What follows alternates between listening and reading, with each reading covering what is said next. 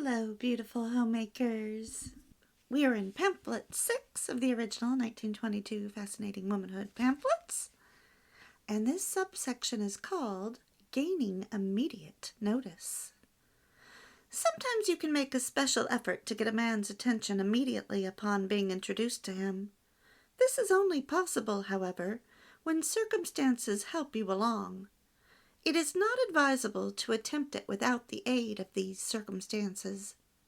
If you happen to meet a man at a fair or exhibition of some sort, for example, you might intimate by word or look or action that you are very anxious to see a particular exhibit, but the crowds around it make your approach impossible. You are helpless beauty in distress again, and the man feels challenged to prove his superiority by finding a way to show you that exhibit. After he has done so, and after your innocent eyes have wonderingly indicated that you wish you were a big, strong man, able to help yourself as he is, your acquaintance begins to feel a sense of his own importance so enjoyable that he is likely to keep steering you around for the entire afternoon, and beg for an opportunity to guide you again on some other occasion. Thus, his attention is secured. To keep it from lagging, however, you will have to keep on requiring his aid and guidance, and must never intimate that you are able to kill your own snakes. Such an intimation would take all the joy out of your society for him, because he could no longer indulge that glorious feeling of superiority. Again, superiority doesn't mean better than. You can tell from these examples that it's going to be a little bit more old-fashioned in this chapter. So let's bring it up into the present. If circumstances allow, a simple, helpless beauty in distress move is standing in one place and tapping your lips with your forefinger. That's a universal signal for you're trying to make a decision, and there's a high chance that the man whose eye you've been trying to catch will come over to you and say, "Can I help you?" Of course, if you say no, you've lost your chance. And it all depends on where you are and what you're doing. I wonder what's the best way to get to blah. I wonder if I should do this or that. Or even something completely unrelated. I wonder what's better, the Bahamas or Hawaii? Whatever is your personality. But I know that this works because in 2019, this happened to me about 3 times. I was in the grocery store, tapping my lips like that, and each time a man came over to talk to me, and all I was doing was waiting on my husband who was in another aisle, and I let my mind wander. I wasn't thinking about grocery shopping at all. And I'm just standing there, tapping my lips. And on the 3rd occasion, I was like, what am I doing that men keep asking me if I need help? Oh, I was tapping my lips. And I just saw Marilyn Monroe do that in a movie. I think it was called The Prince and the Showgirl. And she displayed in that movie a lot of fascinating womanhood traits. Another example to bring this up to the present would be, if there is some place you want to go, and he says, "I don't. I've already been there, done that," you simply reply, "Oh, but darling, you did that with the wrong person." Hopefully, he'll laugh and take you. I did that with my husband before we were married.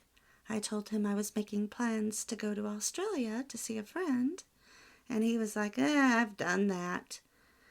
"But darling, you said you'd follow me anywhere, and you went with the wrong person." He had gone with the church groups, but it wasn't with me. So 6 months after we were married, we did go to Australia together. The next subsection is a stroll through the park. Imagine again that you and a girlfriend take a stroll in the park on a Sunday afternoon and meet 2 young men, one of whom is known to your girlfriend and the other is introduced. If you have chosen an attractive girlfriend to take your stroll with, and if if you have followed our suggestions about making your appearance, speech, and manner feminine, the chances are that the two young men, for lack of anything better to do, will accompany you and your friend for a time. This is mere idling on their part, however, and not really paying attention to either of you. What can you do to make them pay active attention to you? The first thing to do is to get away from the main highway, the smooth sidewalk, where there is little opportunity for you to pretend to need their manly assistance. Begin adventuring in the rougher parts of the park, crossing brooks on stepping stones, climbing in and out of the gullies, and so on. You will find 100 occasions where you can pretend not to be able to help yourself, and where the young men can have the pleasure of demonstrating their superior agility and strength. This next part is in caps. Every time one of them takes your hand to help your tenderness over this, that, or the other obstacle, he feels the contrast between your womanliness and his manhood, a good feeling for him to have, and a feeling that is a genuine pleasure to him. By the time the afternoon has passed, he will be impressed by the fact that you are an exceptionally womanly little creature, and that, incidentally, he is a genuine man among men himself. Very likely, he will ask for an opportunity to take you to the park or to the woods again, if only for the sake of again experiencing that pleasurable sensation of strength and ability. So let's bring it up to today. If there's a man that you're interested in and you strike up a conversation, you can say, if you really mean it, "I'd like to do more hiking, but I really don't know the first thing about it. I don't know what shoes to wear or what to bring or how to dress." So if he suggests taking you, then you've hit the jackpot, because you will have ample opportunity to have him help you with his ability and strength. Make sure that your hands are soft and that your nails are polished, not necessarily painted. And remember, if you do paint your nails, no red paint and no square nails. Ovals are what attract men, and they prefer clear or pale pink, or the French manicure if it's not squared off. Remember to dress appropriately for hiking, or if he gave you instructions on how to dress, then follow them and read up on it if he didn't. But you're to let him choose the trail and where to hike, with no suggestions from you.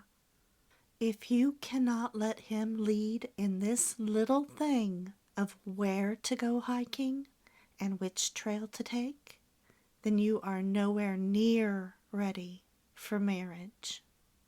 Doing activities like hiking together shows him that you are willing to follow him. And if you do not want to follow him, then let him go to find a woman who does want him to lead. It would be a good idea for you to bring sensible food, not this big heavy picnic basket, but food that won't spoil in a backpack or other light bag. Making the most of a picnic is the next subsection. If you are on a picnic of any kind, follow the plan suggested in the foregoing paragraph. Don't sit down and expect to gain any attention by mere gossip. Don't stay in one spot and give the men no chance to help you. Get yourself into one predicament after another where you can reasonably expect a man to offer his help.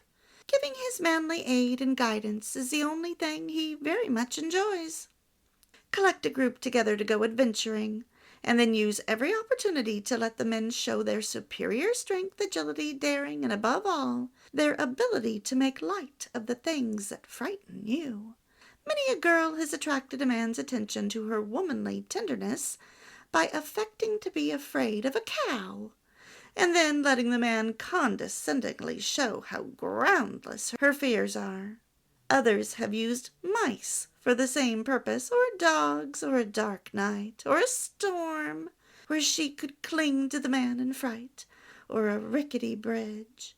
We have seen a girl appear so frightened when crossing a railroad trestle with a man, so afraid of falling through, that the man proposed to carry her over. The next part is in caps. The modest little thing naturally became even more frightened at such a proposal. She blushed, became confused, and finally became so daintily reproachful that the man was enchanted. And when he finally persuaded her to place her confiding, trusting hand in his, and throw herself upon his manly guidance, she maintained such an air of timidity, of dainty sensitiveness, of modest hesitancy, and yet of faith in his superior strength and courage, that he could never forget the occasion. The contrast between this timid creature and his own confident, danger-scorning self made him feel twice the man he was before. I know some of you may be scoffing, but it's true. Some women really can pull this off very well, and the majority of men really do like it. The next subsection is called, Do You Know How to Be Teased? Men are usually fond of teasing the ladies. This characteristic of theirs affords many opportunities for attracting their attention. The girl who can be teased and responds only with indifference, boredom, or by turning the tables on the men themselves, is missing her best chance. That sort of conduct doesn't make the man feel superior or stronger or abler or bolder. It makes him feel futile, inefficient. It might even make him feel as if he were no match for a woman, and that sort of feeling is not agreeable. The girl who inspires it is repulsive to him, no matter how attractive she may be in appearance. Yet, isn't this exactly what we are taught to do today? It's also in all of our movies and TV shows from probably like the 1980s upwards. Yet, the genuinely clever girl will affect to be utterly dismayed by the teasing, will bite her lip in helplessness, or rage and stamp her foot in impotence, until the men take pity on her utter helplessness. And again, in the movies we see the exact opposite, right? And then, she can hold her own, and then that wins him over. Not in real life, ladies. It is again a case of beauty in distress. A man will naturally try to help her, to comfort her, to repair the injury to her delicate feelings, and everything he does in this direction only serves to bring home to him the contrast between this frail creature and his own rude, rough, and bear-like self. Now, I've told you before that I didn't think I would ever stamp my foot. And yet, I have found myself doing that on many occasions. Another thing, if you are being teased, you can pout and say, "How can you treat little old me in such a mean way?" That'll get a grin out of him. Just play the part of beauty in distress. I've spoken to several of you this week who have told me that what I've been reading to you about beauty in distress really is the truth. And you've told me some wonderful stories. The next subsection is at the dance.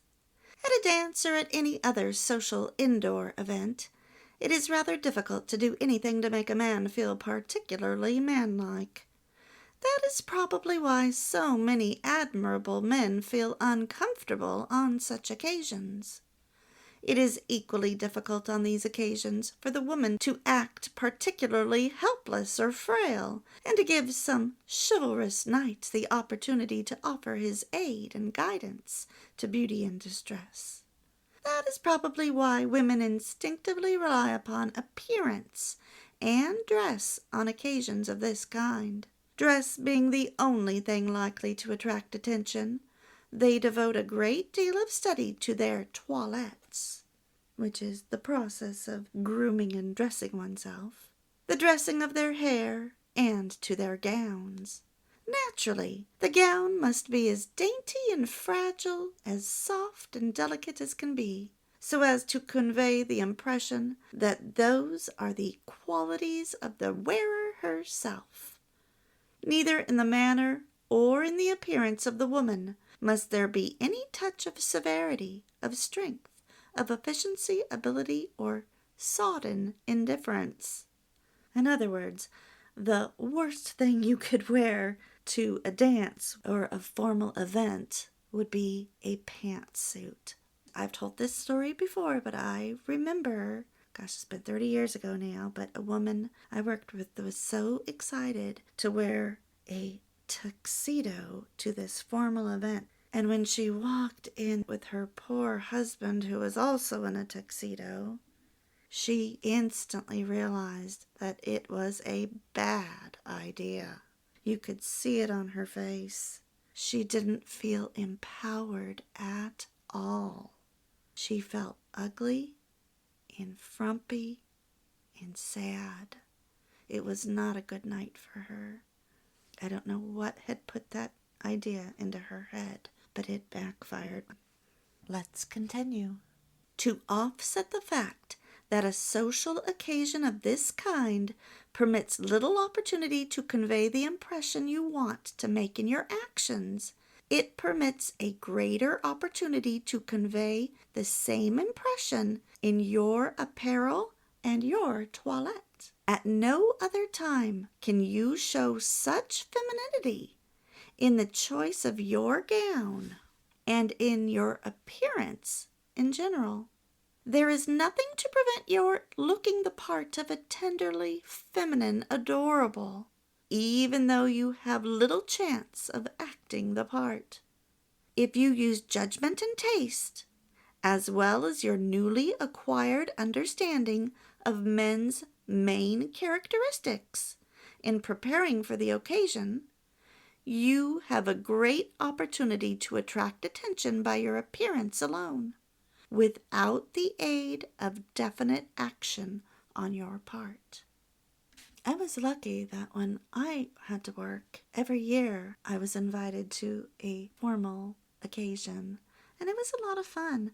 I don't know if companies are still doing that anymore, but if you have the chance to get all dolled up and go out in a fancy gown and look your most feminine, be sure to take advantage of it.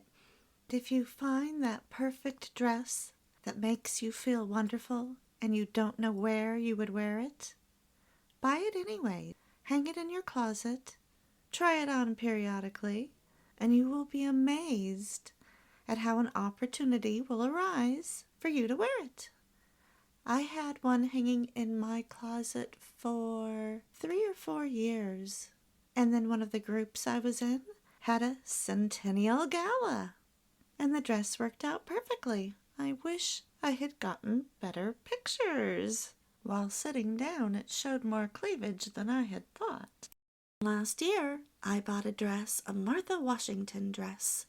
I decided that I was going to attend a fundraiser where everyone was dressing up in colonial attire, and I got the most beautiful dress I could find that didn't cost a fortune.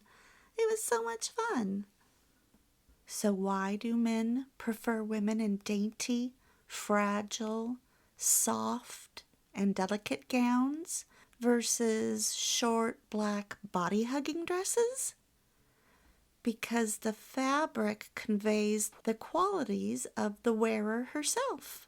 Men want dainty, fragile, soft, delicate women for wives. Who wears the short, black, body-hugging dresses? If you must wear black, don't imitate a streetwalker. Wear soft velvet or dainty tulle or chiffon, or have lots of delicate lace covering your back and your arms. Don't have too much cleavage. Don't let your skirt be too short. And definitely don't wear platform heels. That can easily ruin a good look. Can you imagine a princess wearing platform heels? No.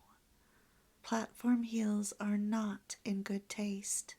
You can be wearing the same outfit, one person wearing regular 3 or 4-inch heels and another person wearing platform heels, and the one wearing the platform heels will be seen as loose and not wife material.